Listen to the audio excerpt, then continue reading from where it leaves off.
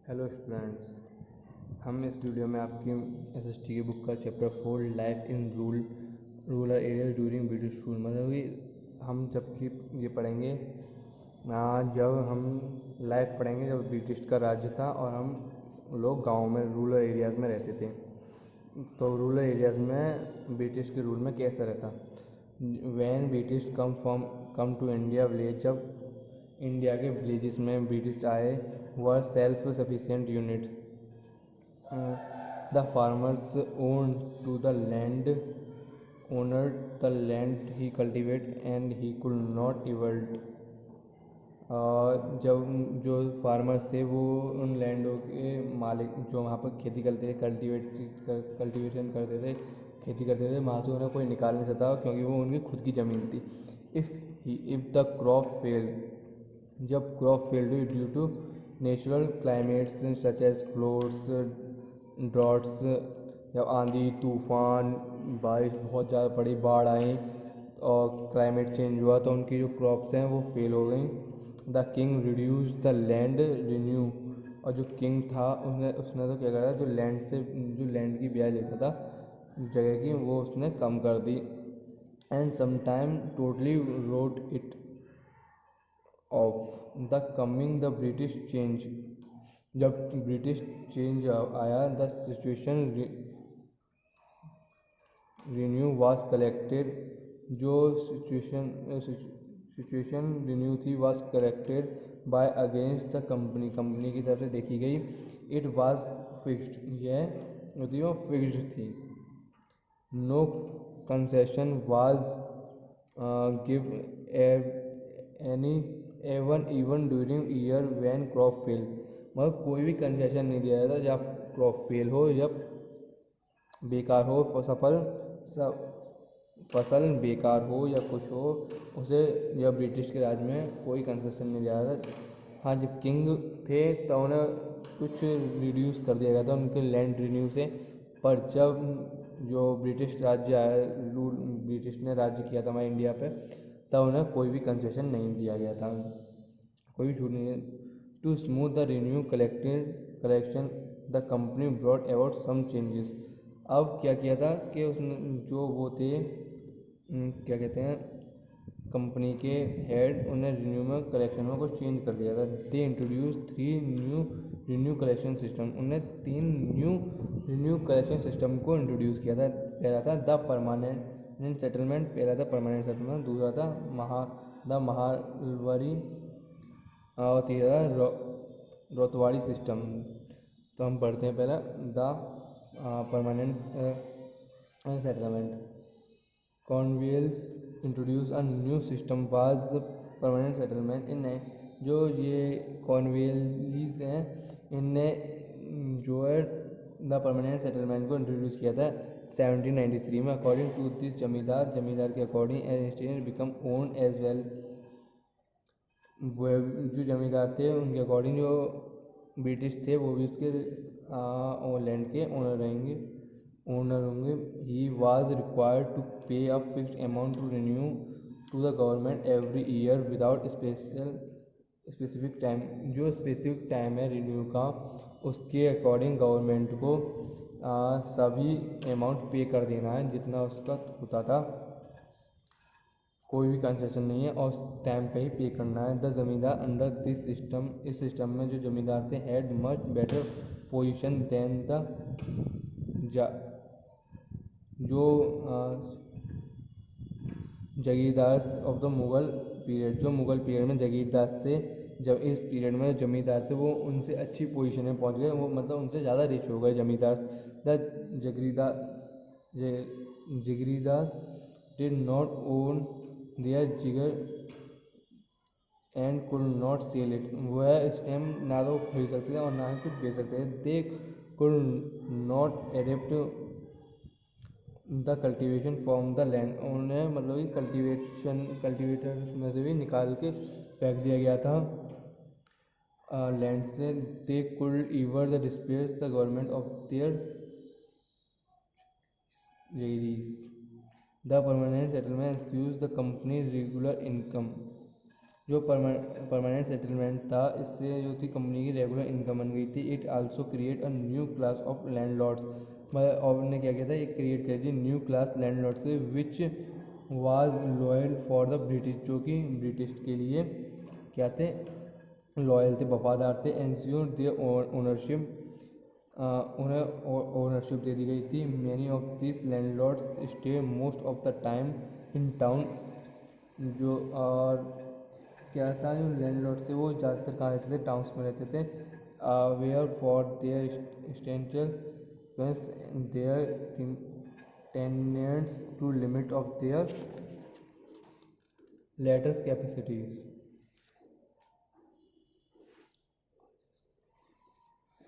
In 1799, they were empowered of to evict the tenant and also the confiscate their properties and for non payment of their dues of the landlords। अब क्या हुआ, जब उनकी फसल बेकार हुई तो उन्होंने क्या किया, जो वो थे, हाँ, उन्हें उन पर जो ड्यू होता गया, मतलब आप दे नहीं पा रहे थे रेन्यू लैंडलॉर्ड्स को, और उन पर क्या था, ड्यू होता गया बहुत सारा। इस हिसाब से no not pay off dues to a landlord, वो लैंडलॉर्ड को जो थे ड्यूज नहीं दे पाए थे।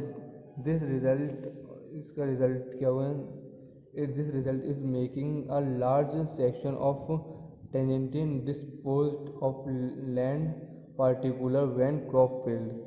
अब क्या था, जो क्रॉप फेल्ड होती जा रही थी तो इसका रिजल्ट क्या था, जो था मेकिंग लार्ज सेक्टर्स में जो थी वो जो थी क्रॉप जो थी वो फेल्ड होती गई। अब ना तो उन पर रुपा रहा, ना जमींदार पर, और उन पर दुगना चढ़ता जा रहा है। The number of landlords laborers who not form a large sector of a village population increase in the way in the long time, लंबे समय के बाद permanent settlement benefit the landlords more than the government. अब क्या हुआ, लंबे समय के बाद जो था गवर्नमेंट से ज़्यादा जो लैंडलॉर्ड्स को फ़ायदा देने लग गया इस परमानेंट सेटलमेंट, ठीक है, more than the government by increasing the area under cultivator.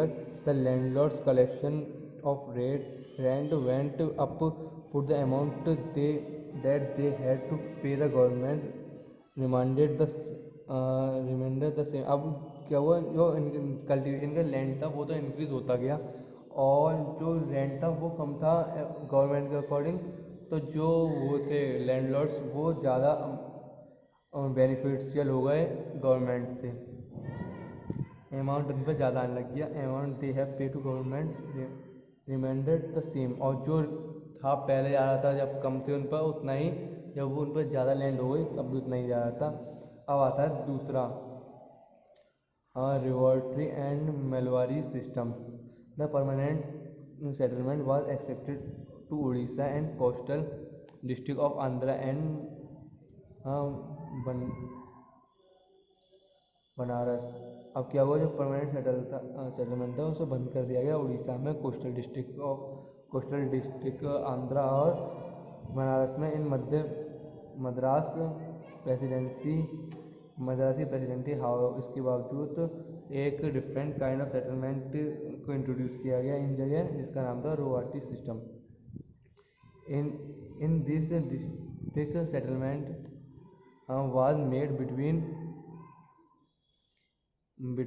the governments and the royal that is the cultivator।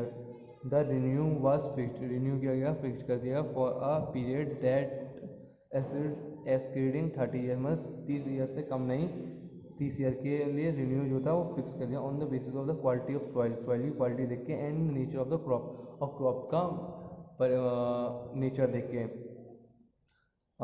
The government, जो गवर्नमेंट थी, share was about half of the net value of the crop, जो थी वो share करती थी half value of net, जो half value थी crop की वो शेयर करती थी। अंडर दिस सिस्टम, इस सिस्टम के under the position of the cultivator become more successful, but the rider a system of revenue collection often forced him into the cattle of the moneylenders। और जो money landers कहाँ गया under the system, इस system के according जो था position, जो cultivator की पोजीशन थी वो तो बढ़ती गई और जो मनी लैंडर थे वो भी बड़े, जो फार्मर्स के लिए नुकसान हुआ था। Beside the government decide become big जमींदार, और जो गवर्नमेंट के या जो गवर्नमेंट इटसेल्फ और जो इस एक्ट के द्वारा जो गवर्नमेंट थी वो खुद एक बिग जमींदार बन गई and cultivate more left mercy of this office in north India. और नॉर्थन इंडिया में the system of the land settlement varied बदल गया according to the local practices. In western Uttar Pradesh a settlement was made with a village communities which maintains a form of common ownership now as वाइचो और the महल्स which were group of the village। ये जो और महावर्स हैं ये क्या थे, group बन गए थे विलेजेस के। He it come to now the mahalwari system, और इसी के दौरान क्या है मेलवारी जो सिस्टम है। The land of Punjab and Delhi were become settle on this line, और इसी लाइन में क्या आया पंजाब की और दिल्ली की लैंड्स भी इसी उसमें आ गई, लाइन में आ गई। In western Indian the British maintain the land system. अब क्या हुआ, ब्रिटिश ने लैंड सिस्टम को मेंटेन किया। लेफ्ट बाय द मराठास, जो कि उन्हें लेफ्ट मतलब लेफ्ट जो मराठास ने छोड़ दी थी या ले ली थी for the some time by grading modify maintain on the ryotwari principle के अकॉर्डिंग से मॉडिफाई किया गया। द विलेजर्स हेडमैन, जो विलेजर के हेडमैन होते थे सरपंच वगैरह, come under the supervision of the British district official who finance appalled up their function. अब जो हेड होते थे गांव के सरपंच वगैरह, वो क्या हुआ, अब उन्होंने क्या किया, उन्हें ब्रिटिश के जो ऑफिशियल थे डिस्ट्रिक्ट ऑफिसर उनसे मिले, सुपरवाइजर से। द लैंड लॉज इंट्रोड्यूस, और लैंड लॉज को इंट्रोड्यूस किया by British brought many new factors, और उन ब्रिटिश ने क्या किया, नए फैक्टर्स को इंट्रोड्यूस किया। India society land become several property, और जो लैंड है वो सेवरल प्रॉपर्टी है इंडिया के अंदर। The system of paying off renew with the specific time compelled many small landlords to mortgage or to dispose of their properties।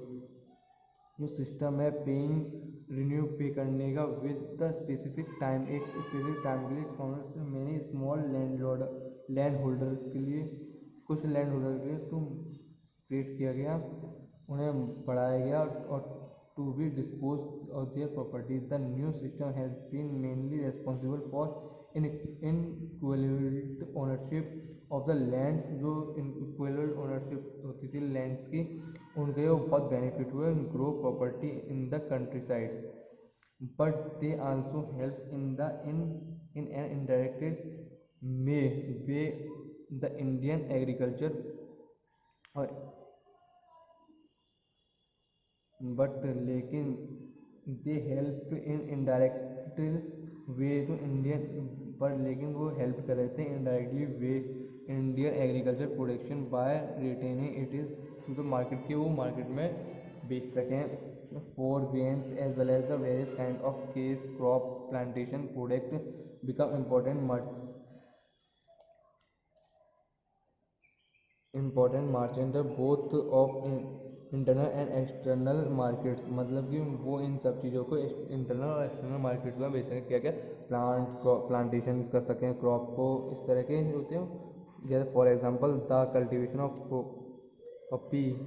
Poppy was initially become the British merchant found in China a rich field of the occupy cotton cultivation in the black soil of the Deccan renew a great boost was to become because of its demand outside in।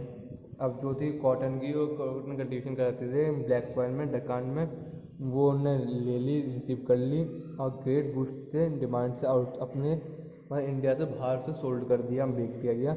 India jute teas और coffee slowly built up to profitable expectation trades. अब क्या हुआ, India के अंदर jute का और T का, coffee का भी धीरे धीरे जो प्रॉफिटेबल एक्सपोर्ट ट्रेड्स था, व्यापार था, वो उसमें चालू हो गया। But it was a British commercial houses, जो ब्रिटिश कॉमर्शियल हाउसेस थे, एंड देयर इंडियन एजेंट्स, और जो इंडिया के agent who gain most for the trades, और उन वो लोग तो बहुत ज़्यादा इससे कमाई कर रहे, मतलब ट्रेड से बहुत ज़्यादा बेनिफिट गेन कर रहे थे। The benefit did not rich the Indian cultivators, पर लेकिन जो इंडियन कल्टिवेटर थे उनके पास तक ये जो इंडियन कल्टिवेटर्स के पास बेनिफिट नहीं पहुंच रहे थे इस टाइम। तो आपका चैप्टर एंड होता है। Thank you friends.